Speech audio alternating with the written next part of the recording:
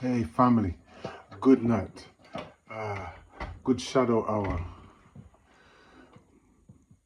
And I would say yes, love to you and your family. But I have protection that I can put out and give to you and your family, even if you don't want it. Just the fact that you're on this channel talking to me, you are getting channeled by me, by my voice, by the vibrations that come from me, by the vibrations that I want to impart on you to enable you to feel something that maybe you've never felt before, because vibrations are actually life, where by the simple fact of words become what you make them. Words become. Just the fact that words become means that whatever you say will come to fruition regardless, because it started off in your mind. Your mind, whether your mind belongs to you or belongs to anybody else, your mind is where it originated from, or it originated from a thought. Yeah, and that thought that originated from is Thoth or Tehuti, or a being that deals with the thought process that comes from the mind of Thoth, who is the originator of thought and manipulation of things into existence, so on and so forth. There's some other beings in relation to that, but I'm just talking about Thoth or Tehuti, who was known as the scribe in ancient Tamaray, what you know as Egypt. But the mind is so powerful, because when I say words, the words that I say, they come into fruition, like I said. So if I say I'm going to be a millionaire, for instance, like I said in the last video, it's just a matter of time before that happens. It may take a long time, or it may take a short time, or in time, other things will come to enable it to fall into place, if you then do, or the process that takes it, that makes it and develops it. Because if you don't, it's not going to happen. And even if you say it, no matter how much you say it, if you say it without actually putting the work in, then it actually means nothing. Because no, it doesn't mean nothing. Sorry, it's one side of the coin, and if it keeps dropping on one side, that isn't reality. If it's just all just meditation and or chanting and so on, then no, it's not just that alone. I'm not saying that I chant like that, by the way. No, I'm saying that meditation, prayer, chanting, and everything are the things that create security, peace, blessings, and protection around you. So they're not the same as you putting in work to develop whatever projects it is that you need to do, that you want, that you love to develop, so that you can actually really, show some worth to yourself, much more everybody else in the world, But how things manifest or how things turn out for you, that's literally down to you. It's down to what you have done, what you have done, what you can do, where your right knowledge, right knowledge, right wisdom, and right understanding. If you could bring them together, okay, then it comes out as sound, right reasoning, sound as in secure, solid, foundational reasoning. Yeah. So really, if you can manifest that, then you are well on the way to achieving the things that you need to achieve. It's just literally a matter of moments, for time doesn't exist. Moments exist. Like the moment I started to the moment where I am right now. Yeah. And yeah, I mean, hey, so I wish to put protection over you and your family, and me and my family, and our people and friends. Yeah. So this is the vibe. So yeah, I would say, hey, or I am saying, welcome. My name is Daniel Louis. That's the name that my mother gave to me. Okay, and it served me well, and in other cases, it served me hell. But not really. I mean, I don't really look on anything to do with that side of things. But there's balancement in everything. So, you know, um, what I mean by that really is that my name is a British name, but the thing is that when I did my research on my name, it came back as Danuel, which I broke down a little bit in a previous video, but I didn't talk about what it means because that's personal. But I don't mind discussing the generalities of what it means. Generally, Danu, yeah, means God's judge or judge of God. Yeah, Danu means judge or God or God's judge or judge of. And then El means El Ilo or the higher beings. El, like you have Ethel, which is what my mother's name is, and some people want to say was because she's no longer here, but it is her name. Yeah, and Rachel and Ezekiel and Raziel and Carmel and Hamilton, yeah, and so on. There's many others. So where the L is on the end, it's usually at the end, okay, that is denoting the Most High or the highest. Even though I know we're calling it English names, but the thing is that it reverts back to the original name, which is Danuel, like I said in my case. So the fact that it's Danuel, I've seen untold of amounts of examples of my name, sorry, not of proof that words do have power, and words and names mean something. They mean a lot.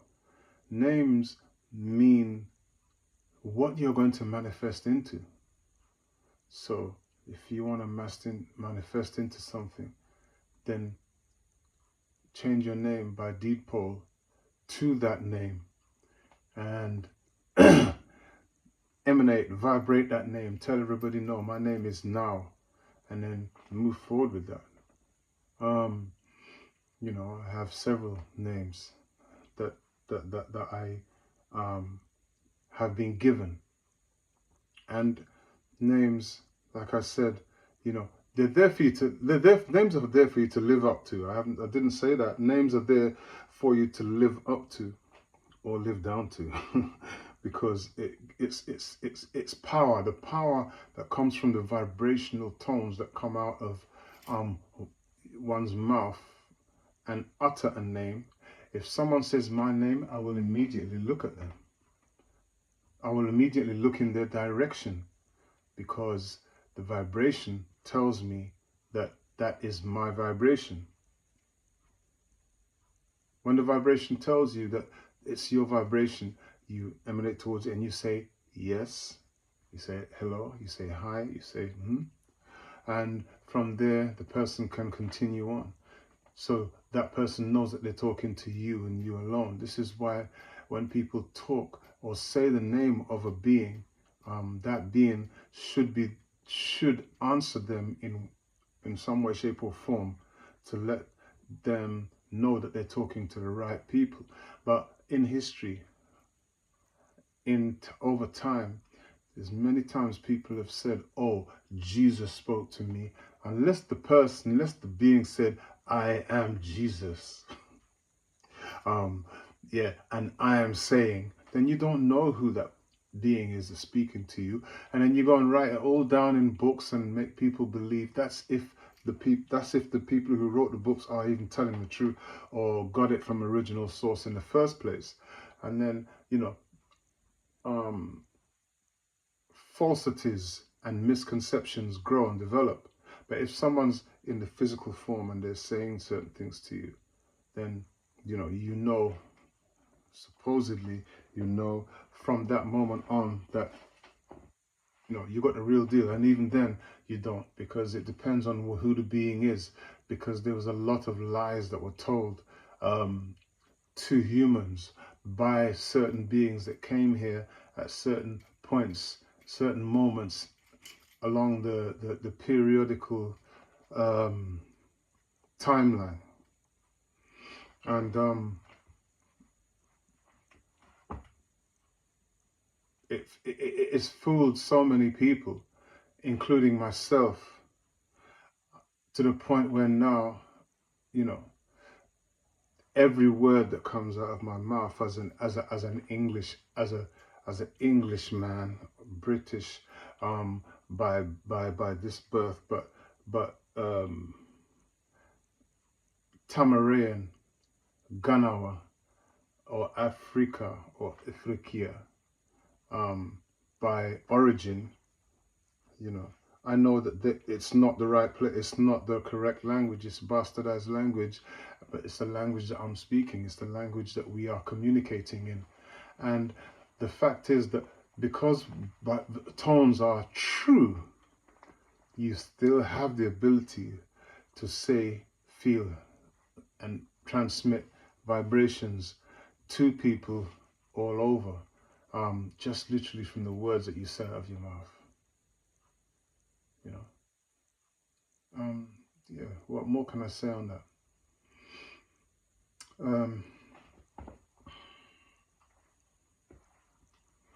I know that the universe, and I'm just calling it that, the universe.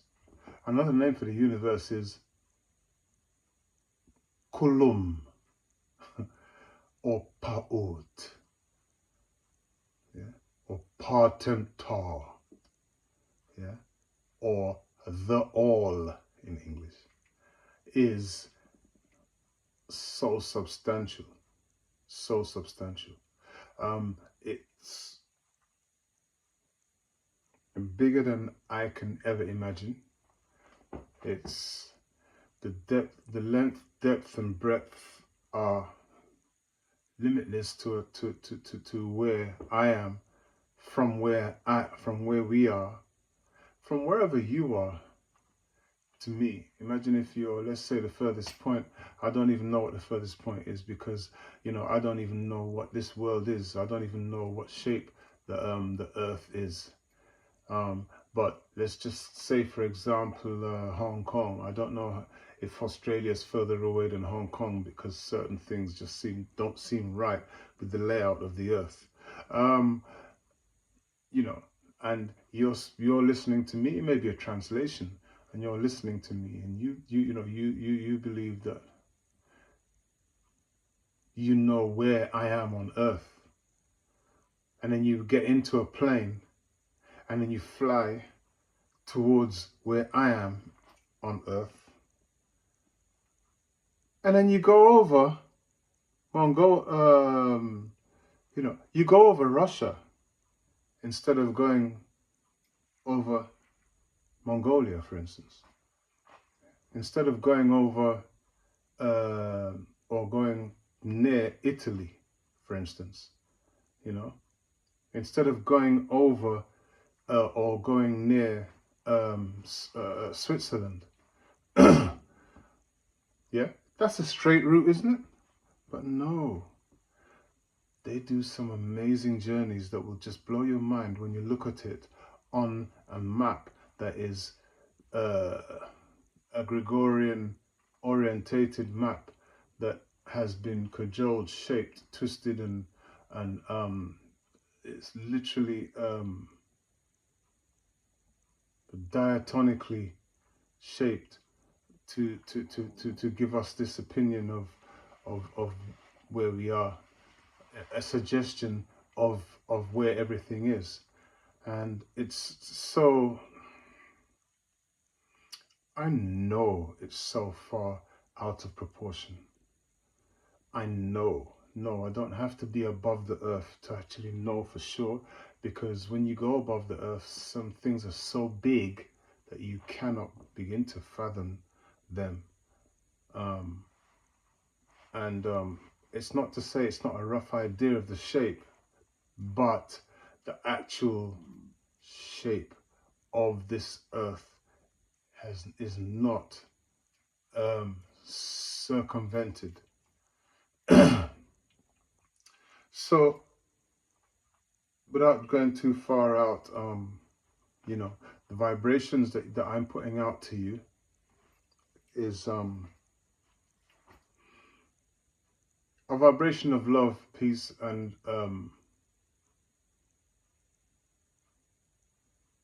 fundamental awareness,